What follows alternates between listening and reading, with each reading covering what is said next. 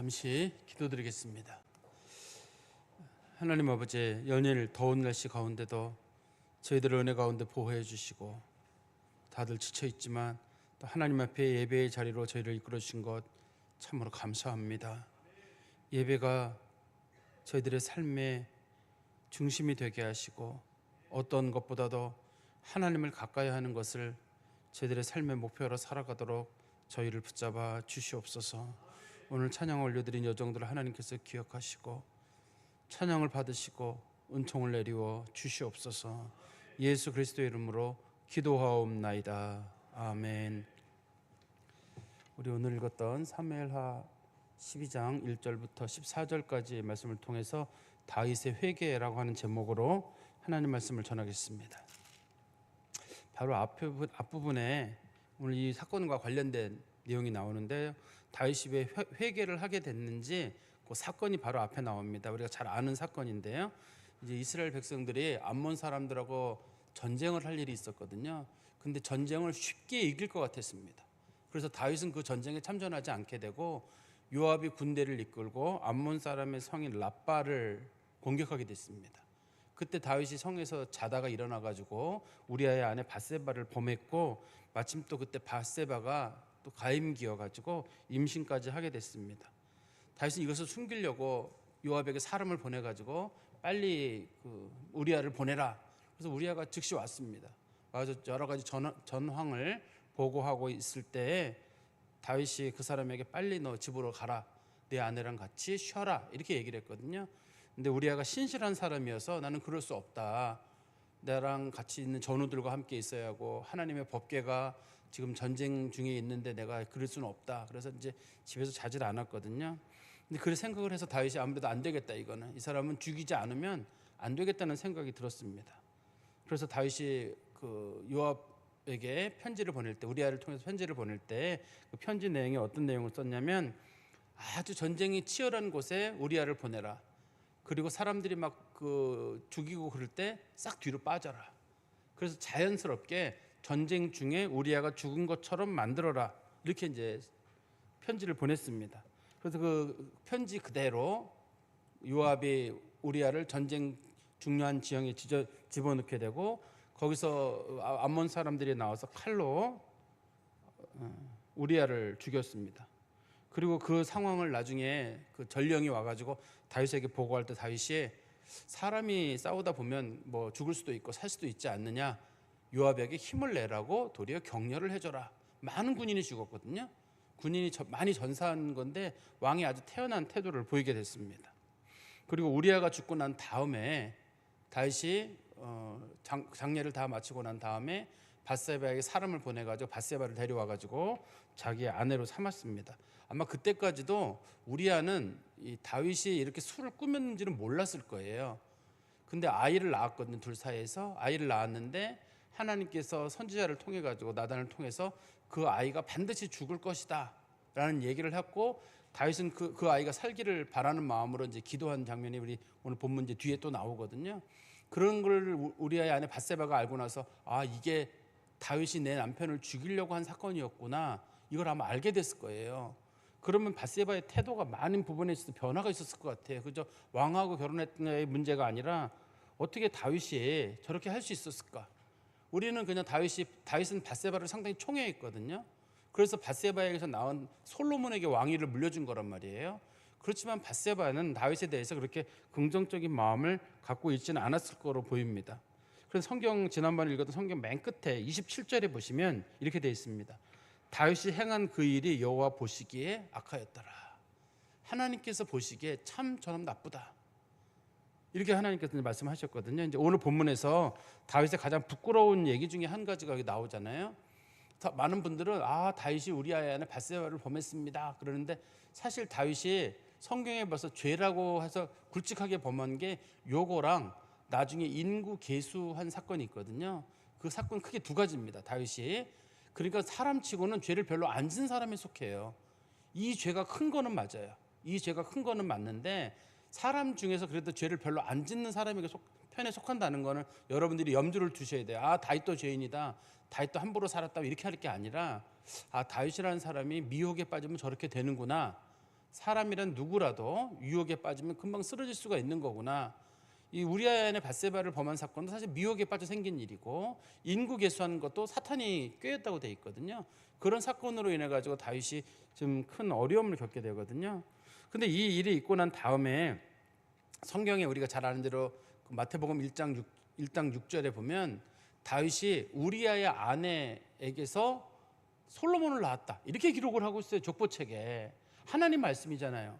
하나님 말씀책에 다윗이 밧세바를 통해서 솔로몬을 낳았다 이렇게 한다든지 다윗이 솔로몬을 낳고 이렇게 하면 좋은데 하나님은 거기다가 꼭 밝혔어요. 다윗이 솔로몬을 낳은 사람은 다윗의 아내가 아니라 우리아의 아내다 이렇게 이제 기록을 한 거예요. 그러면 다윗이 이게 사실 음행 가운데 났다는 얘기가 되거든요. 이게 우리가 기억할 필요가 있어요. 신약 성경에도 이혼에 대한 그런 규정이 있는데요. 어떤 사람이 누구랑 이혼을 했어요. 음행한 경우로 이혼한 경우는 성경이 용인하는 경우가 있습니다. 성경에서. 그런데 음행하지 않고 어떤 사람들이 둘이 이혼을 했어요.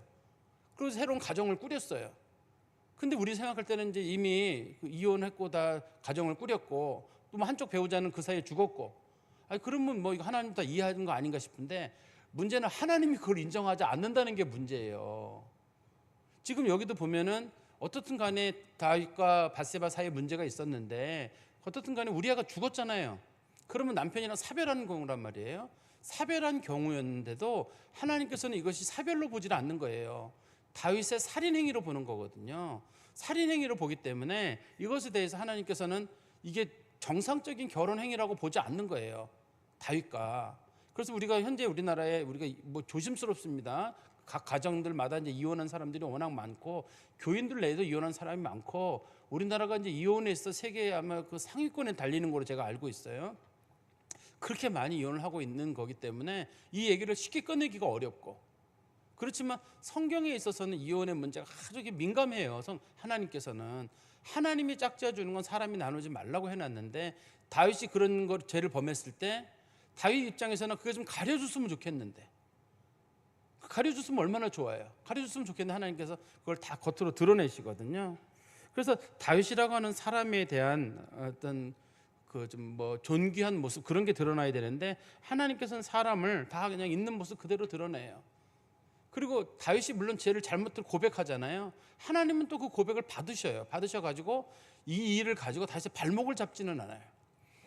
다윗이 그때 벌을 받습니다. 벌을 받는 거랑 발목을 잡는다는 말은 다시는 다윗이 이제 재기하지 못하도록 하는 건 아닙니다. 왕으로서 역할을 하기는 하는데 다윗이 그 자신이 그 했던 죄에 대해서는 특별히 어떤 대가를 받게 되거든요.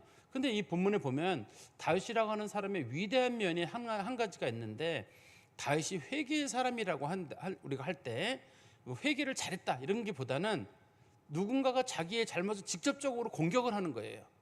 지금 나단이라고 하는 사람은 당시에 그 선지자잖아요. 선지자인데 궁정 선지자라 그래요. 정치인입니다. 선지자긴 한데 정치인이에요. 나단은 갓 같은 선지자는 정치적인 그런 역할이 아니고 나단이 그런 정치적인 선지자. 우리로 말하면 뭐 대통령 그런 뭐 자문위원쯤 되나요? 뭐 그런 사람입니다. 이게 나단이 선지자긴 선지자지만 대통령 자문 역할을 하는 사람인데 이게 이제 나단이 다윗을 불러가지고 당신 큰 잘못을 범했다. 하나님 당신 용서하지 않는다. 당신 하나님 앞에 죽는다. 이런 얘기를 하면 지금 현지에 있는 대통령이 이거 받아들이겠어요? 여러분 어떠실 것 같으세요? 자기가 지었던 죄들 당신 과거에 뭐 했고 당신 하나님 앞에 벌 받아 죽어. 지금 당장은 아니지만 다 드러날 거야. 당신 자손들 두고두고 하나님 앞에 벌 받을 거야. 이런 얘기 딱 하잖아요. 보통 사람들은 그래요, 맞아요, 내가 잘못했습니다 이렇게 나오지 않고 어디다 대고 말을 함부로 하는 거냐 이게 하고 막 그 사람 공격할 거예요. 근데 다윗이 그러지 않아요. 그게 우리가 다윗을 위대하다고 보는 거예요. 이거 다윗이 나단이 와가지고 조용하게 얘기하는 게 아니라 사람들 다 들으라고 하는 거거든요. 이걸요. 다윗이 어떻게 얼굴을 들고 다녀요? 어떻게 얼굴 들고 다녀요? 그리고 말로만 꺼내는 게 아니라 당신에게 이러이러한 재앙이 임할 것이다. 그리고 이제 향후 그런 재앙이 임하게 될 거거든요. 향후. 근데 다윗이 그거를 하나님의 뜻이니까 제가 받겠습니다. 이렇게 순순히 수긍을 해요. 다윗이 그런 재앙이 제게서 지나가게 해주십시오 이렇게 말하는 게 아니라 알겠습니다. 제가 잘못했으니까 그 대가는 다 받겠습니다. 이거 쉽지 않죠. 여러분들이 어떤 큰 잘못을 범했는데 하나님께서 너 이러이러한 잘못 범했기 때문에 행한 대로 갚으시는 하나님께서 그대로 다 갚으실 거야. 그럴 때 하나님 제가 큰 죄를 졌는데 그런 죄에 대한 벌은 제가 받지 않고 그냥 지나가면 안 될까요? 우리는 대부분 그 회개 기도를 할 때 그런 마음으로 기도하잖아요. 내가 비록 잘못은 범했지만 벌은 내게 임하지 않고 그냥 하나님께서 모른 척하고 지나갔으면 하고 그런 마음으로 기도하거든요. 회개 기도를. 근데 성경에서 말하는 회개의 기도는 우리가 알고 있는 거랑은 조금 달라요. 다윗도 똑같은 경우인데요. 다윗이 그대로 다 받아요. 자기가 범했던 죄에 대한 대가를 그대로 받게 되는데 단지 하나님께 다윗의 명예를 완전히 훼손시키지는 않고 그의 구원의 줄을 놓지는 않는다는 거. 거기에 좀 초점이 있다고 보시면 될 것 같아요. 우리 한번 성경 말씀 보십시오. 12장 1절입니다. 여호와께서 나단을 다윗에게 보내시어 그가 다윗에게 가서 그에게 이르되 한 성읍에 두 사람이 있는데 한 사람은 부하고 한 사람은 가난하니 이런 걸 우리가 이제 우화라고 하거든요. 지금 이제 그 나단이 다윗에게 어떤 얘기를 꺼내려고 하는 거예요. 당신이 이러이러한 죄를 범했지? 그러면 다윗이 화를 낼 수가 있으니까 말을 돌려가지고 충분히 다윗이 공감할 만한 얘기를 꺼낸 다음에 그 사람이 바로 당신이에요 라고 꺼내면 말을 못할 거 아니에요. 그래서 예를 든 겁니다. 한 사람은 부유한 사람이고 한 사람은 가난한 사람이 있었는데 2절입니다.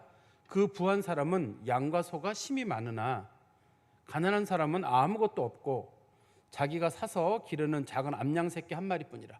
보통 경우는 암양을 사지 않거든요. 양이 있기 때문에 양을 이렇게 새끼를 낳아가지고 양이 여러 마리 정도 있죠. 뭐 우리가 이제 이스라엘 사람들은 목자다 그러면 여러분들이 하도 영화를 많이 봐가지고 이스라엘 사람들이 양을 엄청 많이 키울 거로 생각을 해요. 마치 뭐 미국이나 호주나 그런 데 보면 양을 막 몇만 마리씩 키우잖아요. 다윗이 목자라 그러면 저 양들이 막 수백만 마리 뭐 수천 마리가 막 놀고 그러잖아요. 옛날에 목자들은 진짜 부자다 그러면 양이 한 100마리쯤 되고 보통 한 10마리 20마리 정도 이렇게 됩니다. 일반적으로 그게 정상인 거예요. 이스라엘이 그렇게 양이 많은 나라가 아니라는 걸 점수에 둘 필요가 있는데요. 어떻든 간에 이 부유한 사람은 양이 아주 많아요.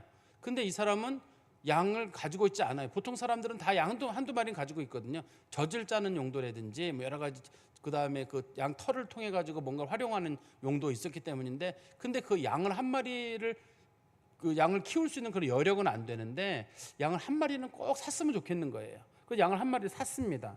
암양 새끼 한 마리인데 지금 일부러 암양이라는 말을 쓰는 이유는 암양이 새끼도 나고 젖도 나고 그것도 암양이라는 말은 암컷이니까 그 밧세바를 아마 비유해서 설명하려고 그렇게 하는 거로 보입니다. 우리 3절 중간에 보시면 그 암양 새끼는 그와 그의 자식과 함께 자라며 그가 먹는 것을 먹으며 그의 잔으로 마시며 그의 품에 누움으로 그에게는 딸처럼 되었거늘 어떤 사람이 그 부자에게 오매 부자가 자기에게 온 행인을 위하여 자기 양과 소를 아껴 잡지 아니하고 가난한 사람의 양 새끼를 빼앗아다가 자기에게 온 사람을 위하여 잡았나이다 하니 지금 이제 다윗에게 예를 하나 들었기를 어떤 사람이 양은 자기는 많고 또 어떤 사람은 양은 별로 한 마리밖에 없는데 그거를 잡아먹었답니다. 아마 여러분들에게 와닿지 않을 건데 제가 와닿는 얘기로 말하면 어떤 사람이 개를 한 10마리 키워요. 애완동물을. 그런데 어떤 사람이 개고기를 좋아해가지고 몰래 우리 개를 갖다 잡아먹었네요. 근데 우리 이 집의 개는 이게 얼마나 가까운지 가족의 일부분인 거예요. 여기서 암양이 가족의 일부분인 것처럼 가족의 일부분인데 그 사람이 우리 개 한 마리를 몰래 갖다 잡아먹었을 때 이 뭐 개 별거겠습니까? 그냥 드세요. 이렇게 나올 수 있나요?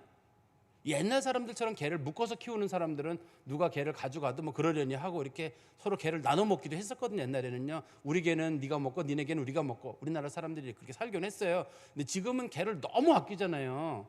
가족같이. 심지어는 개가 사실 부모보다 가까워요. 심리적으로는. 실제로 가깝다기보다는 심리적으로 부모보다 아주 가깝습니다. 개가. 그렇게 가까운데 그 개를 그 사람이 몰래 갖다 잡아다 먹었어요. 근데 자기는 개가 많아요. 근데 여기는 한 마리인데. 그랬을 때 그거를 그 사람이 그걸 보고 어떤 마음이 들겠어요? 야, 참 저는 진짜 나쁜 놈이다. 여러분들이 그 상황이라 그러면 하나님께서 물어보시는 거예요. 그때 그런 사람이 있었는데 만일에 너희 개를 잡아먹은 사람이 있으면 어떻게 하겠느냐? 용서해야죠. 뭐 개 같은 거 신경 쓰겠습니까? 이렇게 말하겠나요? 아니면 진짜 나쁜 사람이죠. 왜 자기 개가 있으면서 내 개를 왜 잡아먹어요? 그 개가 우리 집에는 개가 아니라 이게 식구고 또 애완동물이고 우리랑 같이 음식도 같이 먹고 상해도 먹고 TV도 같이 보고 자기도 같이 자는 그런 동물인데 어떻게 그걸 잡아먹을 수 있습니까? 그렇게 나올 거란 말이에요. 지금 이 다윗에게 예를 든 나단이 예를 든 게 그런 예를 든 거거든요. 그런 예를 들었더니만 다윗이 하는 말이 우리 성경 말씀 보십시오. 5절에 다윗이 그 사람으로 말미암아 노하여 나단에게 이르되 여호와의 살아계심을 두고 맹세하노니 이런 일을 행한 사람은 마땅히 죽을 자라. 지금 나단이 이런 얘기를 쭉 들으니까 다윗이 하는 말이 아니 어떻게 그런 놈이 있다는 거예요. 저런 괘씸한 놈 당장 죽여야 된다는 거죠. 6절 말씀 보십시오. 그가 불쌍히 여기지 아니하고 이런 일을 행하였으니 그 양 새끼를 4배나 갚아줘야 하리라 한지라. 원래 이제 성경에 보면 우리 출애굽기 22장인가 거기 보면은 그 소를 잡아 남의 소를 훔쳐가거나 뭐 할 때는 5마리를 소 한 마리 가져가면 5마리를 갚게 돼 있고 출애굽기 22장 1절이네요. 그다음에 이게 이제 양을 가져갔을 경우에는 4마리로 주게 돼 있거든요, 당시에. 그러니까 다윗이 이거 원칙을 잘 알고 있어요. 원칙을 잘 알고 있어 가지고 암양을 가져갔다고 하니까 그 인간적인 피해를 준 거에 대해서도 뭐 못된 놈이다. 그러면 죽여야 된다라고 보고 그다음에 최소한 보상에 있어서도 4배 보상을 해줘야 되거든요.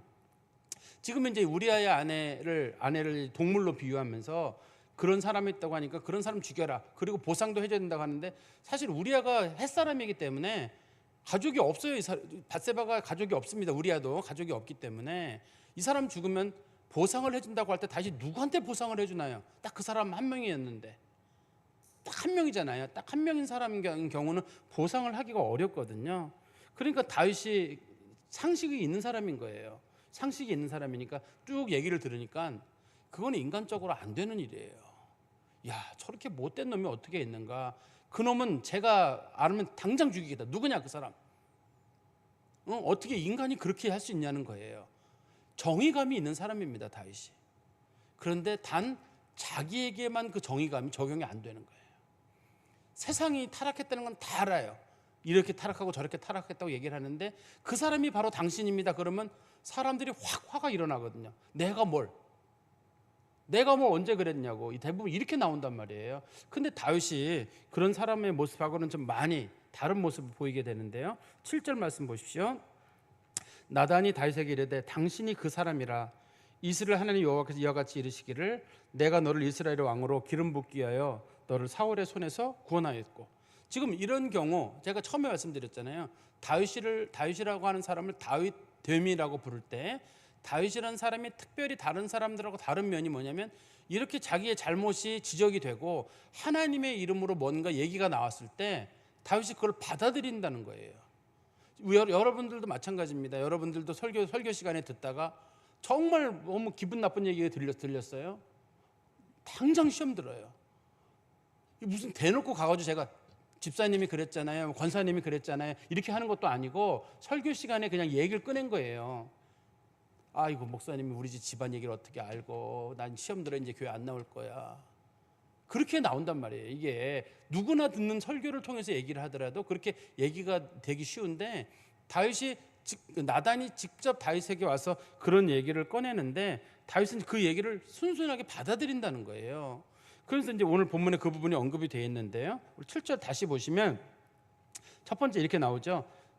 내가 너를 이스라엘의 왕으로 기름 붓게 하여 너를 사울의 손에서 구원하였다. 즉 하나님께서 다윗을 왕으로 세우려고 사울의 손에서 다윗을 건졌다는 것. 그러니까 다윗이 왕이 된 것도 하나님의 은혜로 된 거라는 거. 두 번째는 8절 보십시오. 내 주인의 집을 내게 주었고. 집을 주었다는 말은 왕가를 뜻하거든요. 왕이 되는 기회도 너한테 주었다. 가문, 그 왕의 가문 자체가 이제 사울의 가문, 베냐민 지파 가문에서 유다 지파 가문으로 왕가가 바뀌었습니다. 왕족이 가문이 바뀌게 됐고, 그 다음에 8절 다시 보시면 내 주인의 아내들을 내 품에 두고. 이게 당시에 이제 그 정권이 바뀌는 경우 여자들의 삶이 참 이렇게 유린을 당하는 경우가 있어요. 정권에 있던 사람들을 전 정권에 있던 사람들 그 사람들을 아주 무력하게 만들려고 그 여자들을 막 성폭행한다든지 막 잔인하게 죽인다든지 그래가지고 남자들이 막 마음속에 분노가 일어나도록 만드는 그리고 좌절하게 만드는 그리고 그 사이에서 아이를 낳게 만들어가지고 힘들게 만드는 사건이에요 이게. 나중에 이제 압살롬이 똑같은 사건을 하게 되잖아요. 이것을 다윗도 우리가 보면 다윗이 자기 부인만 있는 거로 보이는데 압살롬 사울 왕의 부인들이 누가 또 있었는지 모르지만 여기 보면 성경에 보면은 사울 왕에도 부인이 있었는데 주로 아마 첩들인 것 같아요. 그 첩들이 있었는데 그 첩들을 누가 취하게 됐냐면 다윗이 취했다는 거예요. 하나님께서 그러니까 그 다른 여자들을 취할 수 있는 기회도 줬고 그리고 이스라엘과 유다의 족속을 내게 맡겼느니라. 이스라엘의 12지파를 다 다른 말로 해서 이스라엘과 유다 지파라 유다 족속이라고 부르잖아요.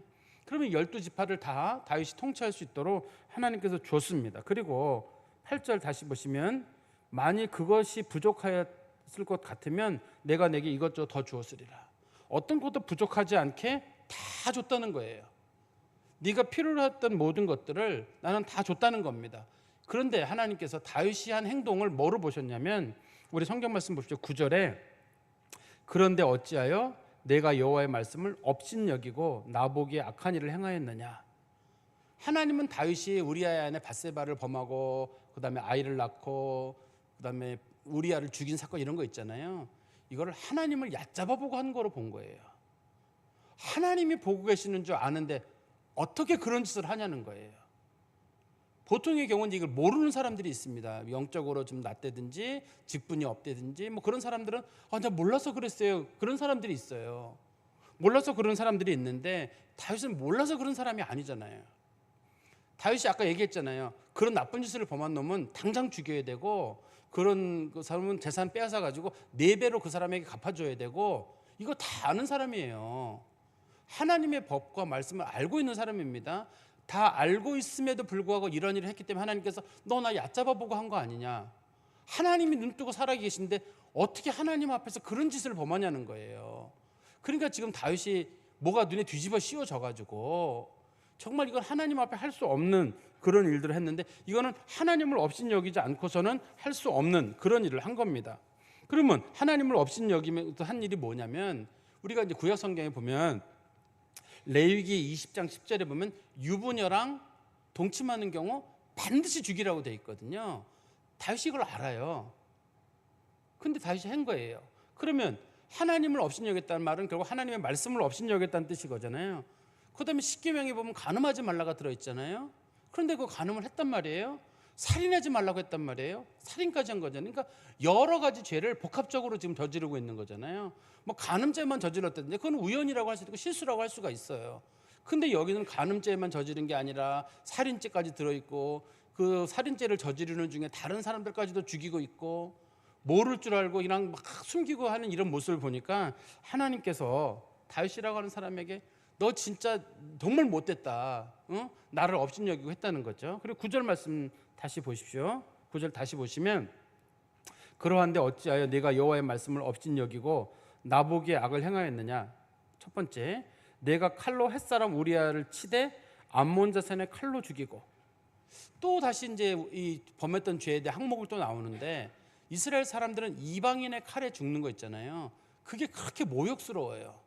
그래서 사울 왕이 죽을 때에도 이방인의 칼에 죽을까 봐 블레셋 사람들의 칼에 죽을까 봐 자기 칼 잡은 사람 경호원에게 네가 나를 죽여라. 그리고 나중에 아말렉 사람이 와가지고 자기가 사울을 죽였다고 해가지고 결과적으로 다윗이 아말렉 사람을 죽인 사건이 있잖아요. 그런 것처럼 이스라엘 사람들은 이방인에게 죽는 걸 그냥 일반적인 죽음보다 매우 치욕적으로 생각하는데 다윗이 암몬 사람의 칼에 우리아를 죽게 만들었거든요. 그 사람의 죽음을 아주 초라하고 비참하게 만들었다는 뜻입니다. 그냥 죽이는 게 아니라 차라리 형벌을 해서 사형을 시키지 어떻게 그렇게 했냐는 거예요 이게. 그리고 다시 9절에 보시면 끝 부분에 그의 아내를 빼앗아 내 아내를 삼았도다. 다윗은 지금 뭐 우리아가 죽었기 때문에 내가 취한 겁니다. 지금 아무것도 모르잖아요. 지금 일이 빨리빨리 진행이 되고 이런 상황이지만 하나님께서 보시기에 너의 아내가 아니지 않느냐. 우리아의 아내를 내가 범한 게 아니냐. 너 정말 나쁜 짓 했다고 하나님이 말씀하고 있거든요. 그리고 우리 성경 말씀 다시 또 가보시면 10절입니다. 이제 내가 나를 업신여기고 또 업신여겼다는 말을 하면서 햇사람 우리아의 아내를 빼앗아 내 아내로 삼았은즉 칼이 내 집에서 영원토록 떠나지 아니하리라 하셨느니라. 하나님께서는 지금 다윗이 범한 문제에 대해서 뭐라고 말씀하시냐면 내가 범한 대로 내가 그대로 갚겠다 이렇게 말씀하셨어요. 우리 성경 말씀에 보시면 그 마태복음 16장 22절에도 보면은 행한 대로 하나님 갚으신다는 말이 있잖아요. 하나님께서 행한 대로 그대로 갚으신다는 것을 다윗에게 말씀하셨는데 10절 다시 보십시오. 보시면 칼이 내 집에서 영원히 떠나지 않을 것이다. 그 다음에 11절에 보시면 여호와께서 또 이와 같이 이르시되 보라 내가 너와 내 집에 재앙을 일으키고 내가 내 눈앞에서 내 아내를 빼앗아 내 이웃들에게 주리니. 내가 지금 우리아의 아내 한 사람 네가 빼앗았는데 너의 아내들 본부인들 말고 나머지 첩들이거든요. 주로 본부인들은 다윗이 그 도망갈 때 데리고 가요. 첩들은 놔두고 가거든요. 사람이 너무 많아가지고 그 사람들이 나중에 그 강간을 당하게 되는, 누구한테 당하면 자기 아들한테 당하게 되는 거잖아요. 이게 다윗 생각에도 그럴 거예요. 세상에 그 많은 사람 중에 어떻게 내 아들에게 이런 일이 생기는 건가. 이거는 다윗이 범한 죄보다 더 큰 거잖아요. 생각해보세요 여러분. 집안이 정말 이거 무슨 뭐 콩가루도 아니고 이거 정말 풍비박산이 나는 그런 건데 다시 그대로 당하잖아요. 다시 우리 또 11절 중간에 보시면 그 사람들이 내 아내들과 더불어 백주에 동침하리라. 너는 몰래 가가지고 우리아의 아내 밧세바를 취했는데 나중에 압살롬뿐만 아니라 다른 사람들이 그 다윗 성궁 궁 위에다가 이렇게 차양을 쳐놓고 빛 가리는 거 쳐놓고 거기서 사람들 다 보는 자리에서 어떤 성적인 관계를 갖게 되거든요. 그게 나중에 소문날 거 아니에요. 그럼 다윗이 나중에 얼굴을 들지 못하는 그런 일들이 생기게 됩니다. 우리가 좀 회개에 대해서 한번 좀 생각해 봐야 될 것들이에요. 우리가 다윗에게 하나님께서 이렇게 말씀하시는 건 뭐냐면 다윗은 하나님의 법을 아는 사람이에요. 은혜를 아는 사람인데 은혜를 아는 사람이 이런 일을 행하겠다는 게 이게 문제예요. 우리가 좀 제가 그 회개에 대한 얘기를 한번 좀 정리해서 말씀드리면 아까도 제가 살짝 말씀드렸었는데 우리는 내가 어떤 잘못을 범하고 난 다음에 하나님 용서해 주십시오. 예를 들어 제가 누구를 꿀밤을 한 대 때렸어요. 꿀밤을 한 대 때리고 난 다음에 하나님 잘못했습니다. 용서해 주세요. 그러면 어떻게 되는 건가요? 이게 이제 그 사람하고 저랑 관계는 어떻게 되는 건가요? 제가 꿀밤을 한 대 때렸어요. 만만한 게 김인구 목사님을 제가 예를 들어서 김인구 목사 꿀밤 한 대 딱 때렸어요. 김인구 목사님 아파가지만 쩔쩔매요. 근데 제가 김인구 목사님 죄송해요. 그리고 또 하나님 아버지 제가 김인구 목사님이랑 한 대 때린다는 게 너무 세게 때려가지고 그냥 머리가 혹 크게 났네요. 죄송합니다. 그러면 넘어가나요? 어떠세요 여러분 보시기에? 대부분 분들은 넘어간다고 생각해요. 이게 여러분들이 어떠세요? 여러분들이 누구 거짓말했다, 누구에게 사기를 쳤다, 누구 무슨 음행을 저질렀다. 하나님 죄송합니다. 없는 거로 이제는 딱 다 용서했으니까 없는 거로 해주세요. 대부분 분들이 없는 거로 생각을 합니다. 그렇기 때문에 또 죄를 범하는 거예요. 근데 성경에서 회개는 그런 식으로 언급이 안 돼 있어요. 성경에서 이 죄와 회개는 어떻게 되어 있냐면 제가 여러분 이거 잘 들어주세요. 죄의 사함을 받는다는 거랑 죄에 대한 책임의 용서를 받는다는 게 두 개가 구분이 돼요. 성경에서는 우리나라 말로는 죄사함을 받는다라고 하면 내가 회개하면 죄사함을 받는다 이렇게 우리가 이해를 하잖아요. 그렇지만 성경의 문구에 자세히 들어가 보면 죄라는 말과 죄에 대한 책임이 용서되는 게 두 개가 별개예요. 그래서 죄에 대한 책임이 뭐냐면 최종적 책임, 그러니까 예수 믿는 사람이 아무리 큰 죄를 저질렀다 하더라도 하나님은 용서하신다라고 할 때 그 사람이 그 죄로 지옥에 가지 않는다는 뜻이에요. 성경에서 하나님은 죄를 용서하십니다라는 말의 뜻은 예수 믿는 사람이 죄를 지었을 때 그 사람이 하나님 앞에 회개하면 하나님은 그 사람의 책임을 묻지 않으시고 지옥에는 안 보낸다는 거예요. 그렇지만 그 사람이 지었던 죄에 대한 대가는 받는다는 거예요. 지금 다윗이 대가를 받게 되잖아요. 여기서요. 다윗이 하나님 제가 잘못했습니다. 용서해 주십시오. 특히 이제 이 시편 사무엘하 12장 관련된 게 성경 시편 51편이거든요. 다윗이 얼마나 그냥 철저하게 하나님 앞에 회개하는지 몰라요. 철저하게 하나님 앞에 회개하는 장면이 나옵니다. 그렇지만 대가는 그대로 받아요. 이게 우리 사람이 죄를 함부로 못 짓는 게 그 때문입니다, 여러분. 내가 누군가에게 내가 만약에 남의 집 애한테 야, 너 자식 생긴 게 왜 그 모양이냐? 그럼 하나님께서는 우리 애가 그 말을 그대로 듣도록 어느 순간에 보면 우리 애가 그 말을 그대로 들어요. 내가 남을 무시했다. 언젠가 지나가는 길에 누가 나를 정말 피눈물 나게 무시하는 순간이 와요. 이 사람이라는 게 하나님 앞에 죄를 짓고 회개하는 거는, 이거는 내가 그 죄를 지었으니까 이제 회개하면 죄가 없어진다 그런 게 아니라, 회개란 말은 엄밀한 의미에서는 죄를 인정하는 거예요. 제가 잘못했습니다. 어떠한 벌을 주시더라도 제가 받겠습니다. 하나님께서 죄에 대해서 벌을 주지 않는 것은 그 사람은 사생아라고 성경이 설명하고 있잖아요. 우리 한번 보십시오. 히브리서 11장 8절에 보시면, 징계는 다 받는 것이오늘 너에게 없으면 사생하여 친아들이 아니니라. 무슨 말이냐면, 어떤 사람이 잘못을 범했어요. 근데 부모가 그래 뭐 그럴 수 있지 하고 하면 그거는 친아들이 아니에요. 주워온 애예요. 아들이 엄청 큰 죄를 범했는데 부모가 가가지고 남의 애만 욕하고 왜 우리한테 그랬냐고 해서 막 하면 그건 진짜 자식 아니에요. 하나님은 어떻게 하시냐면 내 자식이 잘못했을 때 내 자식이 호되게 때리시는 거예요. 그래야 그 사람이 친자식인 거고, 내가 잘못을 범했는데 아무 일도 안 일어나고 있어요. 그럴 때는 마음에 어떤 생각이 들어야 되냐면, 어쩌면 내가 버림을 받은 것인가? 이걸 사함을 받았다고 생각하시면 안 됩니다. 내가 어쩌면 버림을 받은 것인가? 내가 이렇게 큰 잘못을 범했는데 왜 아무 일도 안 일어나지? 이거 하나님 앞에 두렵고 떨리는 거예요. 이게 회개라는 거예요. 제가 회개를 다시 한번 설명드리면, 사실은 우리가 죄 용서함을 받는다는 건 뭐로 죄 용서함을 받나요? 회개함으로 죄 용서함을 받는 게 아니잖아요. 죄 용서함을 받는 유일한 기준은 그리스도 예수의 피로 죄 사함을 받습니다. 우리가 죄 사함을 받는데, 죄에 대한 책임의 용서함을 받든 천국과 지옥에 가는 문제에 대한 것을 받든 삶의 모든 용서를 받든 간에 그리스도의 피로 용서함을 받는데, 우리들에게 그러면 회개를 왜 필요하느냐? 내가 하나님 앞에 죄를 인정하고 다시는 그런 짓을 짓지 않겠다는 하나님 앞에 약속인 거예요. 회개가. 그 회개 행위 자체가 죄를 사하는 게 아니라, 죄를 사하는 건 그리스도 예수의 공로밖에 없어요. 근데 여기서 죄를 사한다는 말은 무슨 뜻이냐면, 죄에 대한 책임, 즉 지옥에 가는 일은 없다는 거예요. 그렇지만 내가 남에게 해코지 한 거에 대해서는 다 그대로 받아요.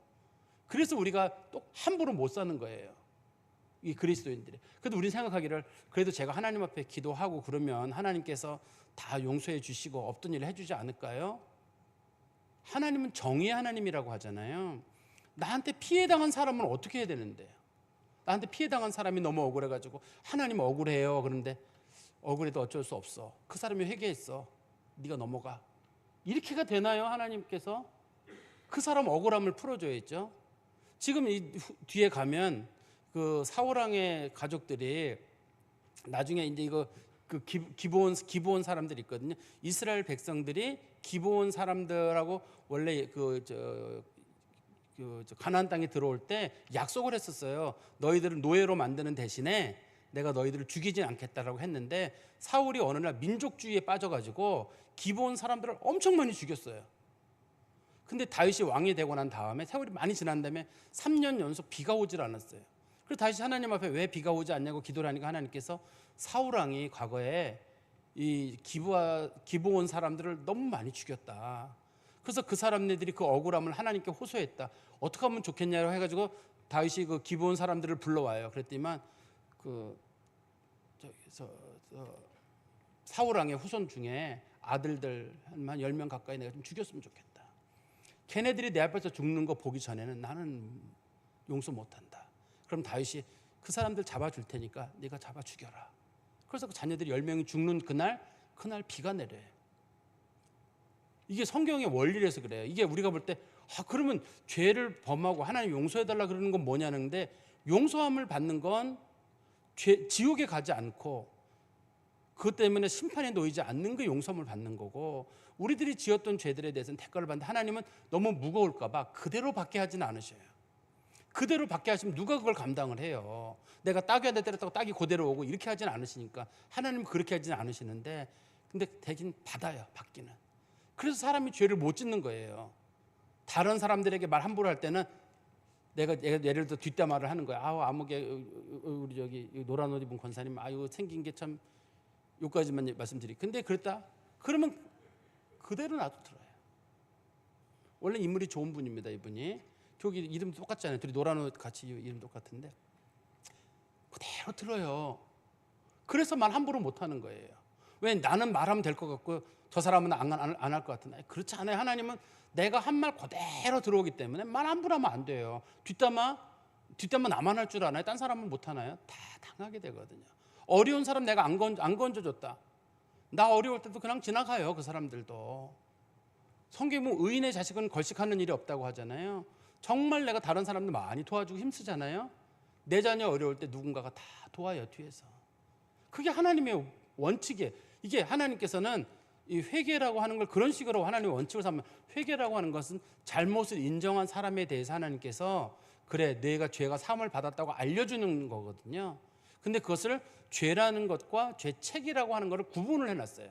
근데 우리는 이거를 똑같이 보기 때문에 내가 죄를 지었든 간에 하나님께 용서를 구하면 죄가 싹 없어지는구나 라고 생각하기 쉬운데, 죄가 없어지기라기보다는 죄에 대한 책임이 없어지는 거예요.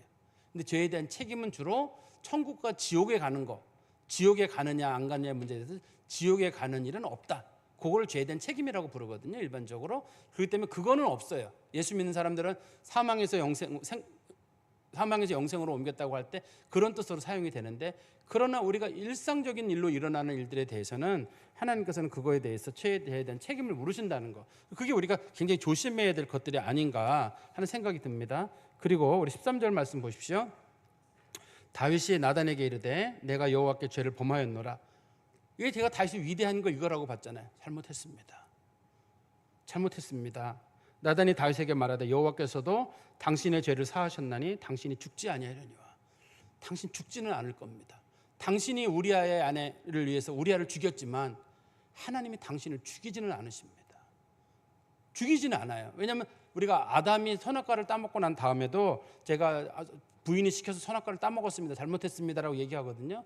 그런데 제가 따먹으려는 건 아니고 하와가 시켰어요. 하나님께서 죽지는 않는다. 그러나 아담이 큰 고생을 하게 돼요. 가인이 자기 동생 그 아벨을 죽였잖아요. 그리고 난 다음에도 마찬가지로 가인이 저 짐이 너무 무거워서 못 살겠습니다. 잘못은 잘못이지만 짐 좀 가볍게 해주자니까 죽지는 않다. 사람들이 또 못 죽이게 하겠다. 그러나 내 사는 동안에 어려움은 많을 것이다. 이게 이제 하나님이 주시는 기본적인 원칙이거든요. 우리 한번 성경 말씀으로 잠깐 돌아가 보시면 저기 시편 말씀 보십시오. 시편 51편 몇 절만 보겠습니다. 시편 51편 9절부터 12절까지 잠깐 볼까요? 시편 51편 9절에서 12절. 주의 얼굴을 내 죄에서 돌이키시고 내 모든 죄악을 지우소서. 하나님이여 내 속에 정한 마음을 창조하시고 내 안에 정직한 영을 새롭게 하소서. 나를 주 앞에서 쫓아내지 마시며 주의 성령을 내게서 거두지 마소서. 주의 구원의 즐거움을 내게 회복시켜 주시고 자원하는 심령을 주사 나를 붙드소서. 하나님이 버릴 것 같은 거예요, 자기를. 하나님 제발 저 좀 버리지 마십시오. 성령을 거두지 마십시오. 이 구원의 즐거움 이거 거두지 말아달라고 하나님께 기도하고, 16절입니다. 주께서는 제사를 기뻐하지 아니하시나니 그렇지 아니하면 내가 드렸을 것이라. 주는 번제를 기뻐하지 아니하시나이다. 죄를 지은 사람이 번제 드리는 거 하나님이 원하지 않습니다. 하나님이 원하는 건 뭐냐면 17절입니다. 주께서 구하시는 제사는 상한 심령이라. 잘못했다고 생각하고 자기의 가슴을 심히 통곡하면서 치는 거예요. 상한 심령이라는 어떤 거냐면, 내가 어떤 잘못을 범했을 때 그게 마음속 깊이 죄가 느껴져야 돼요. 아까 제가 이제 어떤 집에 누가 개를 잡아먹었다고 했잖아요. 근데 뭐 개 잡아먹은 게 뭔데? 이런 거는 양심이 아직까지 움직이지 않고 상한 심령이 아닙니다. 상한 심령은 그 개를 키우는 사람의 마음이 공감이 되는 거예요. 와, 만약에 저게 우리 개였다라면 나는 눈이 뒤집혔을 것이다. 어떻게 내가 남의 개를 저렇게 할 수 있었을까? 저 개가 저 집의 가족 같은데 저분들이 가족들이 얼마나 가슴이 아플까? 그게 이제 공감이 되면 가슴속에 야, 내가 큰일 했구나. 그저 개 한 마리가 아니라 식구를 내가 죽인 거구나. 이렇게 이제 깊이 깨달을 수가 있잖아요. 내가 말 한마디 한마디 한 거에 대해서 어떻게 내가 하나님의 은혜를 받은 사람이 이런 죄를 범한단 말인가? 내가 거짓을 말하고 내가 사람을 죽이고 음행을 저지르고 이거 내가 하나님 앞에 큰 잘못했구나. 이게 가슴속 깊이 깨달아지는 거. 성경에서 상한 심령이라는 말을 우리 브로큰 핫이라고 합니다. 마음이 깨졌다 이렇게 불러요. 자기 자신이 눈물이 멈추질 않는 거예요. 마음이 그냥 확 너무 잘못한 게 느껴져가지고 자기 자신이 이거 하나님 앞에 내가 다시는 못 거르겠다. 제가 그래서 주일날 기도할 때마다 그렇게 기도하잖아요. 하나님, 작은 예물을 드립니다. 겸하여 저희들의 상한 심령을 주 앞에 드리고, 그리고 우리 몸을 거룩한 산 제물로 드립니다 할 때 그 상한 심령이란 말이 여기서 나오는 규절이에요. 우리가 하나님 앞에 상한 심령을 드려야 되는 이유는, 우리 한번 성경 말씀 보시죠. 19절에 보시면 그때에 주께서 의로운 제사와 번제와 온전한 번제를 기뻐하시리니, 무슨 말이냐면 회개하는 심령으로 드리지 않는 제물은 하나님이 안 받으신다는 뜻이에요. 그래서 상한 심령을 드린다고 말씀을 드리는 겁니다. 기도할 때마다 우리가 하나님 앞에 그냥 아무리 큰 제물 드리고 아무리 찬송 드리고 하나님이 그걸 받나요? 하나님께서 원하시는 건 우리가 하나님 앞에 상한 심령으로 죄를 고백하고 나와서 하나님 잘못했습니다 하고 하나님 앞에 예물을 드려야지, 마치 아무것도 없는 것처럼, 나 때문에 상처받은 사람들이 있고 힘든 사람들이 있는데 그거 아무것도 없는 것처럼 와가지고 언제 그랬냐는 듯이 그렇게 하는 거, 그거 하나님이 기뻐하시는 건 아니죠. 하나님이 기뻐하시는 건 따로 있죠. 하나님이 원하시는 건 뭐냐면 의로운 제사를 드리는 걸 원하는데, 의로운 제사라는 건 뭐냐면 자기의 잘못을 충분히 인정하고 내가 잘못 살았다고 하나님께 얘기하는 거예요. 그걸 하나님이 원하시는 거예요.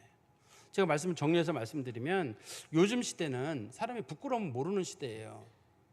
그리고 하나님하고만 대충 이렇게 짬짬이 하고 하나님하고 대충 얘기되면 다 없어진다고 생각하나 봐요. 그래가지고 우리가 굉장히 뻔뻔해졌어요. 죄를 짓고 나서도 하나님 기도에 용서해 주세요, 알았습니다, 그리고 딱 그냥 끝내는 거예요. 죄를 지고 난 사람들은 그거에 대해서 마음속에 깊이 통회하는 마음이 있어야 되고, 가슴 아파하는 마음이 있어야 되고, 내가 왜 그랬지? 어떤 사람들은 회개했으면 잊어버려는데 뭘 잊어버려요? 상처받은 사람이 있는데 뭘 잊어버려요? 그게 상처받은 사람이 누군가를 생각을 하고 그리고 나가야죠. 우리가 여러분 잘 아시는 대로 우리나라에 평양 대붕운동이라는 게 있었거든요. 평양 대붕운동을 중심적으로 이루신 분이 이제 한국교회 최초의 목사님이 이제 길선주 목사님이란 분이 평양 대붕운동을 했습니다. 이거를. 근데 그걸 했는데 계속 대붕운동을 다들 기도하고, 오래전부터 기도를 했습니다. 선교사들이랑 같이 오랫동안 기도하고 했는데 은혜가 안 되는 거예요. 근데 이제 길선주 목사님이 얘기를 꺼냈어요. 사람들 앞에서. 제가 지금 이제 목사입니다만, 제가 목회자가 되기 전에 내 친구랑 돈 약속을 하고 무슨 약속을 했는데 그걸 내가 착복한 일이 있었습니다. 여러분 보는 앞에서 제가 얘기를 합니다. 잘못했습니다. 뭐 이미 지난 일인다면 내가 크게 잘못했습니다. 내가 이거 목회자가 되기 전에 한 일인데 내가 크게 가슴이 와닿네요. 그러니까 성도들이 저도 죄를 저질렀습니다 하니까 그 회개 가운데 부흥이라는, 그게 평양 대붕운동이에요. 사람들이 자기가 저질렀던 거를 고백한 게 평양 대붕운동이지, 갑자기 뭐 엄청난 성령의 바람이 불어와가지고 그게 평양 대붕운동이 아니에요. 하나님 앞에 회개하지 않는 사람들이 중간중간에 껴있으면 마치 이스라엘 백성들이 가나안 땅에 들어갔을 때 아간한 사람 때문에 이스라엘 사람들이 아이성에서 수많은 사람이 죽게 되잖아요.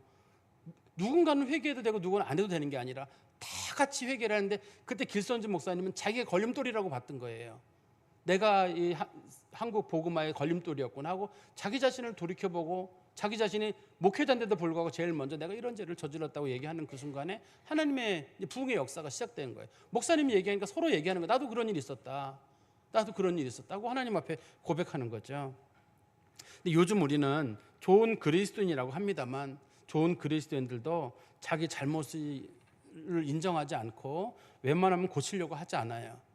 근데 내가 내 잘못을 인정하지 않고 고치려고 하지 않으면 그건 다른 말로 하나님을 거짓말쟁이로 만드는 겁니다. 우리 요한 1서 1장 8절부터 10절까지 볼까요? 요한 1서 1장 8절에서 10절입니다. 만일 우리가 죄가 없다고 말하면 스스로 속이고 또 진리가 우리 속에 있지 아니할 것이요, 만일 우리가 우리 죄를 자백하면 그는 미쁘시고 의로우사 우리 죄를 사하시며 우리를 모든 불의에서 깨끗하게 하실 것이요, 만일 우리가 범죄하지 아니하였다면, 난 죄 없어, 내가 무슨 잘못이 있어, 이렇게 말하면 하나님을 거짓말하는 이로 만드는 것이니 또한 그의 말씀이 우리 속에 있지 아니하리라.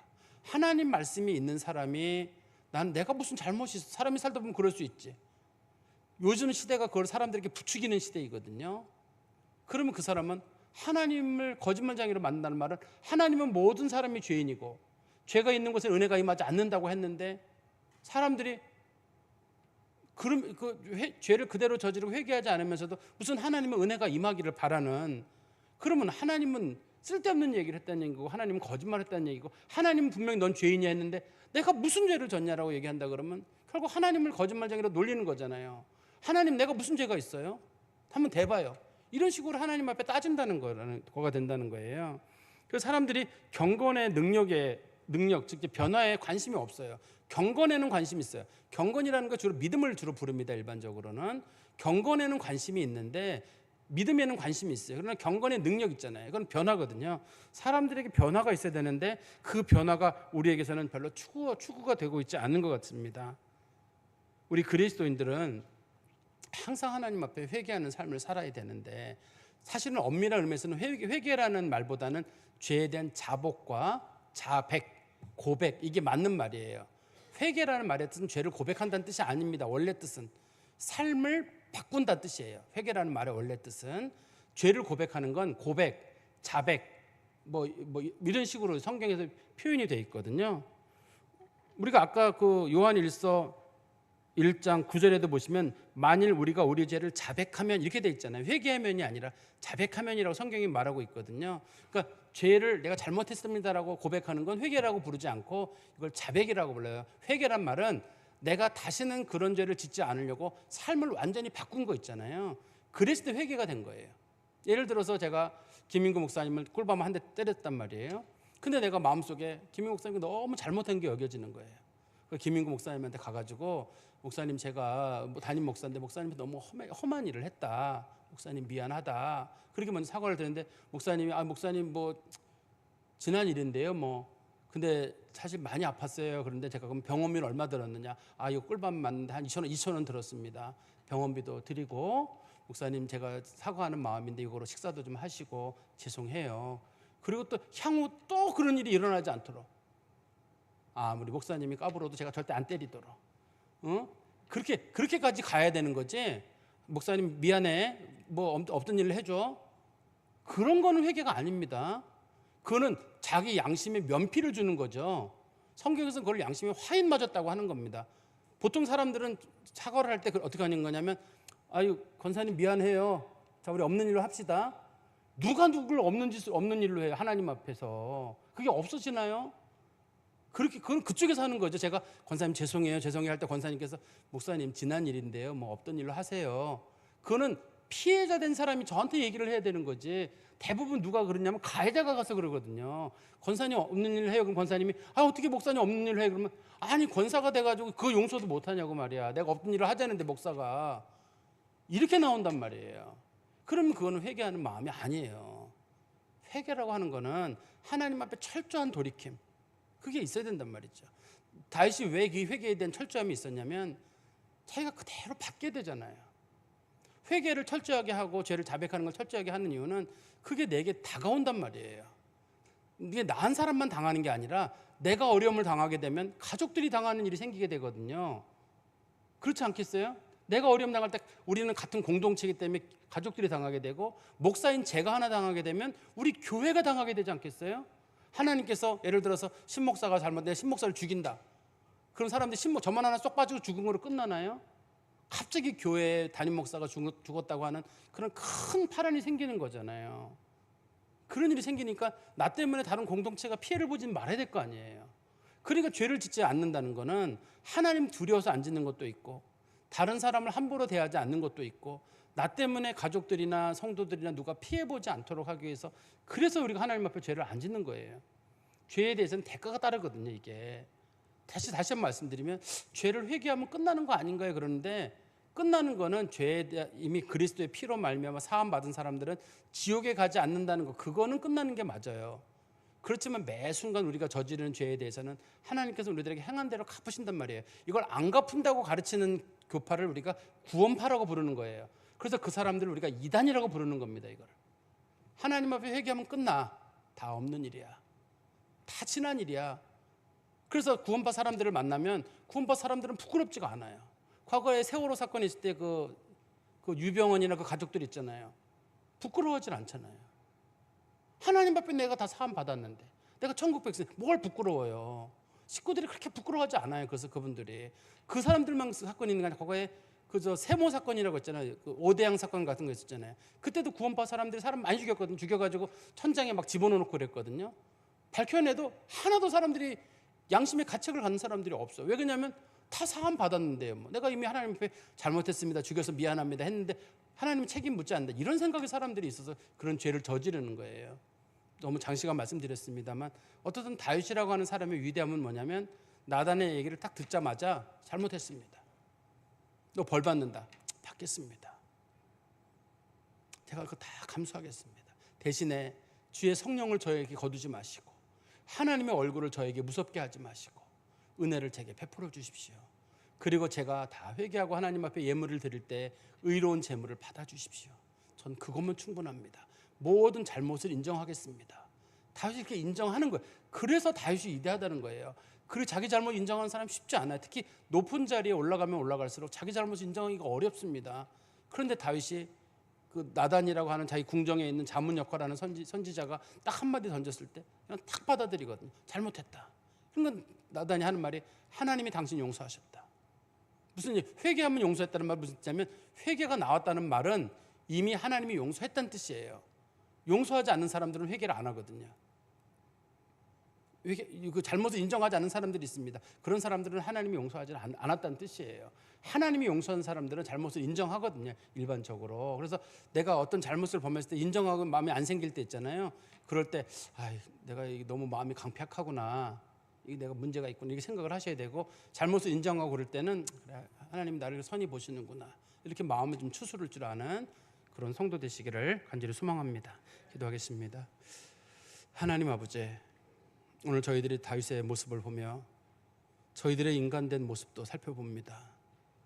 다윗이 자기가 죄를 저지르고 그것을 가리려고 여러 가지 방법으로 애를 쓰고 사람도 죽이고 더 큰 죄도 저지르고 하나님께 나단을 통해서 다윗의 잘못을 지적하셨을 때 그리고 내가 벌을 받을 것이라고 하나님 분명히 말씀하셨을 때 다윗이 받겠습니다. 수긍하겠습니다.